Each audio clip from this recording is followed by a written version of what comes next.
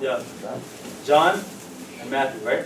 They're the apostles. So why did the other two write the gospel? Why didn't one of the other apostles write it? So when we look at that, we talk about Mark, who was an associate of no, actually, let's focus on Luke first. Luke was a good friend of Paul, and he was his tutor. And if you guys know about Paul, he's very important in the New Testament. Very important, right? So he was actually I'll talk about him when we talk about Acts and the 13 epistles. And so that's going to be the first week. And the second week is just going to mainly focus on just the book of Acts. The book of Acts has a lot of things to we can learn from, because the book of Acts talks about what happened right after Christ's resurrection and after he went to heaven. It talks about what happened, the start of the churches, the things they faced, the hardships they faced, the coming of the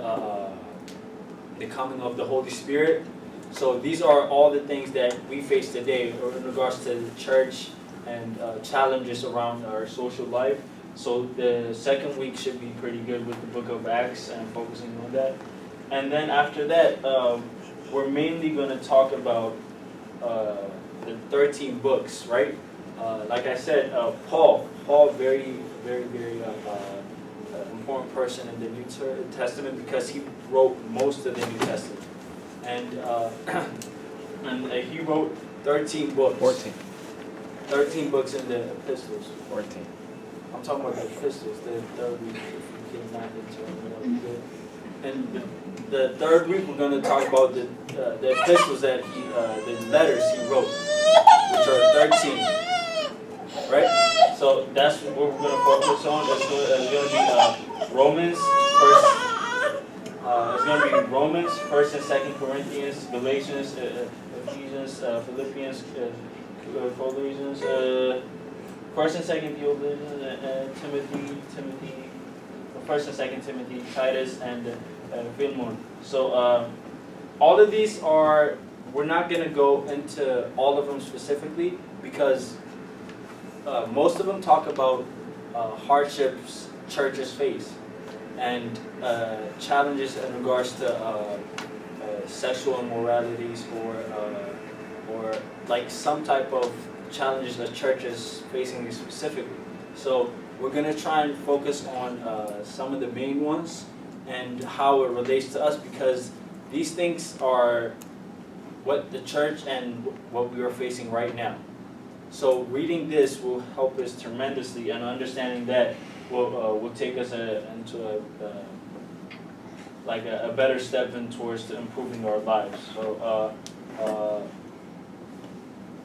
So basically, what these are, instead of looking at them as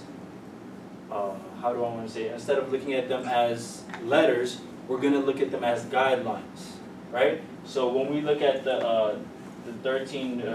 these 13 books, and it talks about addressing like false teachings and sexual immoralities.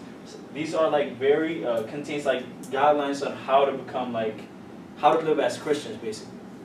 Everything you need to know about how to live as a Christian, it tells you. The 13 books gives you a guideline, and then there are other books that show you better examples and how the life of Christ is an example of how we should live. But these are guidelines, and these are problems we all face. And then finally, the last week, not the last week, 3 weeks before, because the last week is going to be the final, and then it's going to be the week before that is going to be the review, and the week before that is going to be how everything comes together. After he covers the Old Testament, and we're going to have in depth on that, and then I'm going to cover the New Testament, and we're going to connect them. And if you guys been here at all, the thing he always says is the Old Testament is the New Testament hidden. The New Testament is the Old Testament revealed, right? So what does that mean? It sounds great and all, but what does that really mean? So we're gonna have like very specific verses and stories that literally talk about the Old Testament, and you will have a better understanding and a better appreciation of the story that is in the Old Testament once you understand the New Testament. So like I actually wanted, I was gonna actually tell him both of them. I didn't actually do it, but I wanted to teach the New Testament first. But I ended up not asking him, because once you learn the New Testament, the Old Testament becomes way easier, right? Because the things in the Old Testament, some things you're like, why are they doing that? Why do they do this? That sounds like I would not do that. And it's like, it's very confusing sometimes, right? Not all the time he's gonna like make it easier to understand clearly. So, but if you understood and if you learned the New Testament first, the Old Testament become much clearer. So we're gonna stick with the original, and we're gonna take the Old Testament first, and then take the New Testament in, and then we're gonna go back and connect the two, right? So after that, we're gonna be on the final week of covering the the New Testament, and we're gonna talk about which is the book of Hebrews, James, 1st and 2nd Peter, 1st and 2nd and 3rd John, Jude, and Revelation. And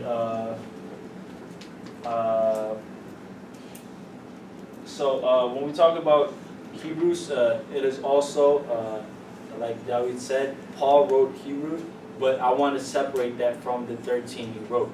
And we'll talk about that why. And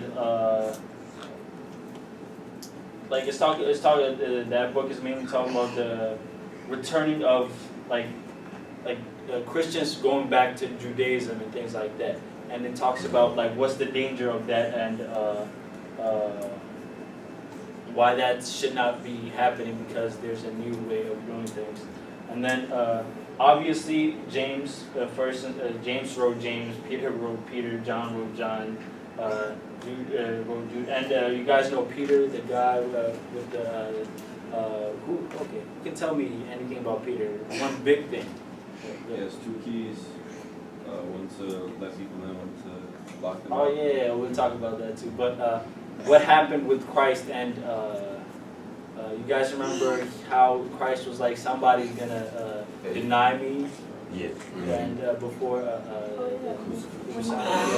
exactly, somebody he like in the what do you call it, the Last Supper. Mm-hmm. He tells him somebody's gonna betray me and things like that, and he's the same God, and he's writing these books. So we're gonna talk about the significance of that. And Jude wrote Jude, and who wrote Revelations? John. So John wrote 4 books in the New Testament. John, 1st, 2nd, 3rd John, and Revelations. And that was one of the questions. What was the book of prophecy? That's Revelations, right? Yes. So we're going to talk about that. And we're going to talk about how James, the second epistle we're going to talk about in that week. We're going to talk about how James is the half-brother of Jesus Christ.